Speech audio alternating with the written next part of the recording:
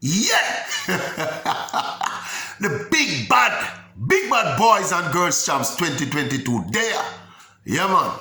The biggest and most spectacular sporting event on the Jamaican sporting calendar, boys and girls champs, is here again. Yeah, spectators in the stands and all. Yeah, couple years now, no spectators in the stands. Well, champs back to some semblance and normalcy this year, and everybody in the world, in the athletics world, in the Jamaican sports world, I look forward to champs 2022. And look, no argument no night, you know.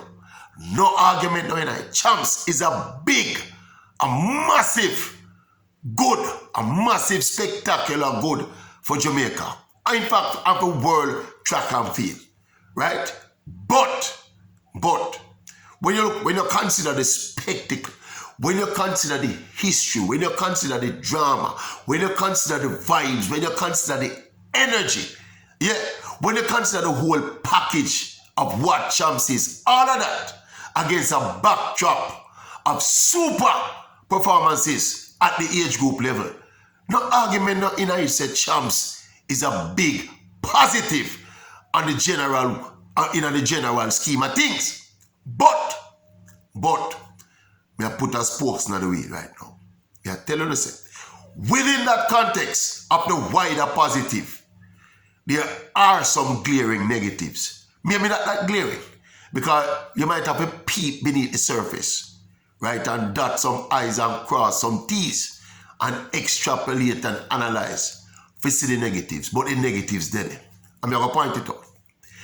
Champs, I think, over time, has destroyed the very best of Jamaica's sprinting talent. Not just sprinting talent, sorry, athletics talent. Over time, it has summarily destroyed our best athletics talent. I'm going to explain the intricacies of what I say. All right, you may start with it now. All right, all of the top talented young athletes in Jamaica, right? All of them, well, not all of them, majority of them, the vast majority of them, they gravitate to, or somehow they end up at these traditional champ schools. The schools that we call champ schools. We can name them. On the boys' side, you have obviously, you have Kingston College, you have Calabar, you have Jamaica College. See? Which are the main ones. Over the girls' side, you have, obviously, you have Edwin Alley now, and the boss for the girls section right now, over the past about decade and a half. Before then, you had Homewood. Before Homewood, you had Veer Technical. But I don't want to bring Veer Technical into this discussion, because what I'm pointing to now is a more recent phenomenon. See, it's a much more recent phenomenon. Maybe it began after that period when Veer was a dominant school, right? And as we go along, you will realize why we make the exemption for Veer. All right, good now. All right, so most of the top talent, because of the extensive, right, and the meticulous scouting and recruiting mechanism of these top schools, it's hardly likely that any outstanding young athletics talent, right, will escape the dragnet of these super big schools in the Jamaican context. See? So most of the top athletic talent will end up at these schools, right? You will have the odd exception, you know. Right, you will have the odd exception where, you know, because of the coaching expertise, you know, the widespread coaching expertise, you will have the odd school, small school, so to speak, small athletic school, so to speak, with a good coach, with a small program, we have some good athletes. I can point to the Antonio Watson down at Petersfield, who somehow managed to remain at Petersfield all his career because he had a good coach who was getting good results with him, right? But he's like the exception. You have some others as well. So you might just use him as an example who is an exception. And I mentioned Antonio Watson. Hey, don't bother think, you know. The big schools never try to get him, you know. They tried desperately to get him. But somehow, his coach and his connections, they managed to keep him at Petersfield for the long haul, and eventually he's out of school now, but he stayed there for his entire career. But the point where I make now, though, here the crux of the point where I make now. If you look at the rate of transition proportionately to the level of talent that these big schools have, right? Remember, I said these schools, put a percentage on it. Maybe 85 to 90% of the top young athletics talent in the country end up at one or either of these top athletic schools, right? Now look at the rate of transition or the proportionate rate of transition of these top elite young athletes, right? From junior stardom to senior stardom, and you see the problem we are talking about. In other words, most of our top talents, because them go through those big schools, well, leave out the because. Most of those top talents, they happen to go to these big schools, but a smaller percentage of them are transition to senior success. When you look at the big, the adult Jamaican track and field stars now, very few of them come through them traditional schools there. Very few of them. Off the top of your head, you can think of the current Olympic champions, Elaine Thompson-Era. Think of Shelley and Fraser Price. Think about the ones before that. If you even go around on the male side, you go around a Usain Bolt, Safa Powell, Michael Frater, Nesta Carter. Most of those people come from the schools that were less powerhouses in the champs context. It's a little bit, as I said earlier, it applies also to the girls. When you go around Edwin Allen and Homewood, over the past 2.5 decades, them two schools, they dominate champs, girls champs. Look at, you can't argue that they somehow managed to capture the top athletics talent who passed through them champs winning program there. See, preoccupied with winning champs. How many of them proportionately to the non-traditional schools, the athletes who go to non-traditional schools? I put it to you that the athletes that don't go to non-traditional schools, you know, they transition at maybe twice or 3 times the rate of the athletes from the traditional champ schools. You see the problem I'm talking about now. See, this is not anything by design, you know. With the program at KC and Calabar and JC and Homewood and Edwin Allen do, you know. It's not anything by design, you know. This is just the effect of what these big programs with a concentration on winning champs, what the end result is on the wider picture. Now, my contention is if less of these athletes, these top elite talents, you know, the raw talent we talk about, you know, if less of that elite raw talent were being funneled into them champs winning school program there, and instead we're going into some lesser schools with less of a intent of winning champs and going through the physical and psychological rigors of winning champs and then getting to that plateau of winning champs, and then you have to go nudge them now to get them remotivated again to become senior success. If less of these elite athletes went to those schools, would I have more of them transitioning into senior success. I remember talking to a brethren of mine about it, a man who didn't know about them something. And he was making the case to me that, yo, watch out. Some of these athletes where you're making nice over now, Maverick, see, they're not cut out to be senior stars. They're just cut out to be top performers at the junior level. Me not buy that argument. That argument don't sell at my shop. I'm going to explain to you why. By that theory, you know, I'm going to tell me, say, when a youth at 15 or 16 can run 10.2. See? Because he's so motivated and his program is geared towards getting him down to 10.2 as a 16-year-old.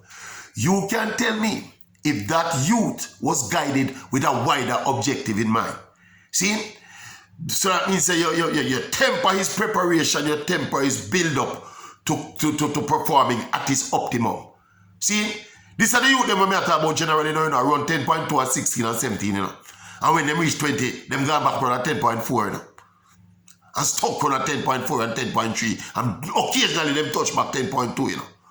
But at 16, them a jog 10.2. No, you can't tell me, say, if the ultimate goal of preparing that athlete was to run 9.8 as a 21, as a 22, as a 23, 24-year-old.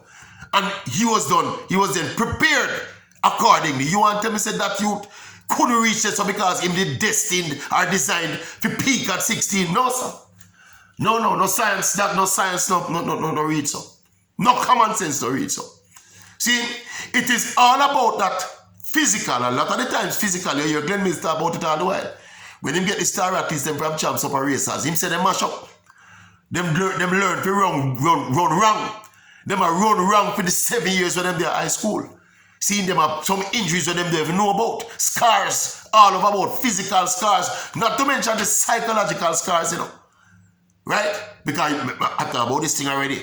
I talk about how complex it is to get a youth in a Jamaican culture where you motivate him, you put him in a system and motivate him to win champs at 16 and 17. And the culture and psychology of that process, you know, is that when you win champs, you achieve your objective. Now, when you get a youth in a psychological space, you know, and then now after him do that now, you know. See, and remember, say I get him little likes and from him friend them and the people in the community I give him big up and he might get all them little things too, you know. Parents I get some little things too for them get from the school, if you go to the school to and all them something, you know. See, so them in a little semi comfort zone where them feel like them achieve what them can achieve. Now, it's a hell of a task and it's going to take a hell of a individual with a kind of inner strength when no come on for re-motivate that kind of athlete now and get him back now, you know, for peak at the top senior international level, you know. See, that is why I think it is within that little quagmire right there, so why so many of the top senior athletes today were never ever big top performers on champs winning teams. Yeah, because their potential was remained untapped until they reach them turn seniors, you know. And as we said, champs overall, you know, is a good product. We not kill champs, you know. Champs is what it is. It is the greatest event of its kind in the entire world. And we would not change champs for anything. So you have to be able to reconcile when I say, and don't bother blaming us when I talk about champs we cut out and champs bad. Me expect more intelligent thought than that. Because I said champs is what it is, you know. See? But we are think critically and look at the data in front of us. And the data, how you explain the data? You have to reconcile the fact that the vast majority of the top athletics talent at, let us say, 12, 13, 14, the vast majority of them get captured in other champs winning, dragnet there. See? Right? Then why is it that if these are the elite talent we have at 13 and 14, why is it then that proportionately less of them are transition to senior success than the ones who never got caught in there? Then you see, we are taking the best athletic talent at 14, 15, and we end up destroying them mostly. Or rather, I turn them in a champs athlete, making champs their ultimate goal in life, or their ultimate performance platform in life. And that is what champs do to them. That is what champs do to them. You know, it is what it is, you know. Yeah, people, we would not change champs for the world. I am just thinking that parents and advisors and people, when you identify children with elite talent, be careful the path down which you push them or you allow them to be pushed. Because you have to know what your goals are. You know. If you want a child, if you have a uniquely talented child in your community or in your neighborhood, and your goal for that child is to go up a champs, go broke the champs record and come in at the paper and come up on TVJ and sing and do a little interview and jump up and say you win champs. If that's your objective, fine. Maybe you figure that your kid, you just want to go champs and then go get an education and you come back, you know, and you come look at work in a real life. But in the context of the wider world of athletics and what Jamaica have to offer in the wider world of athletics in terms of getting people proper careers and proper legacy and proper making proper money as senior professional athletes. See, if that is where you're hiding, if that is the kind of prize where you're hiding, then you have to ponder seriously before you bungle up your child in one of them champs winning school there. See? And again, we're not blaming the champs winning school them. We're not blaming them per se. seeing that they're doing what they're doing. They are doing what they're doing at Edwin Allen. They did it at Homewood. They did it at Veer. They do it at KC, JC, Calabar. They do what them doing. The alumni spend the money and support them school community and a build out running track at them high school and all of them something. It is what it is. But there's another component to the equation. See, if we're looking for big talent to conquer the world, they're not coming from these schools generally. Exception, the odd exception. One might peep out as one peep out so. But generally, while you're capturing the elite talent at these champ schools, see, the proportion of them, see, where I come out and I graduate to the scene of success and I transition to the scene of success is worryingly low. But it is what it is. Yeah, make you watch out champs 2022 pan out now. Eh? What them say, JC are going to win? Win back? No. No, it look like KC are going to win back. And Edwin Allen no competition around this. No, me say idle between me and you. Anyways, spread the link of the Maverick, you know. Yeah? Maverick can take as usual a Maverick point of view. Just think about this and pre what I said to you now. See? Yeah, champs. The good and bad of champs. Yeah.